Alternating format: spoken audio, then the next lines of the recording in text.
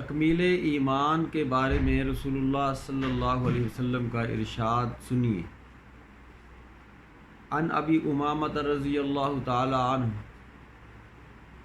قال قال رسول اللہ صلی اللہ علیہ وسلم من احب للہ وابغض للہ واعطى للہ ومنع للہ فقد استکمل الایمان، رواہ ابو داود الترمذی۔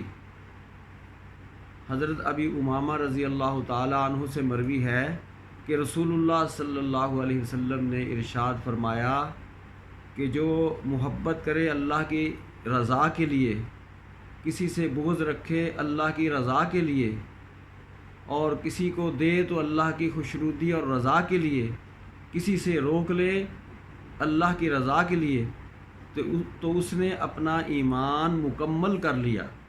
یعنی یہ چار اوصاف جس شخص میں پائے جاتے ہیں اس کے پاس کامل ایمان ہے، اور تکمیل ایمان اسے اللہ نے عطا فرمایا۔ اللہ کریم ہمیں اس حدیث پر عمل کرنے کی توفیق عطا فرمائے۔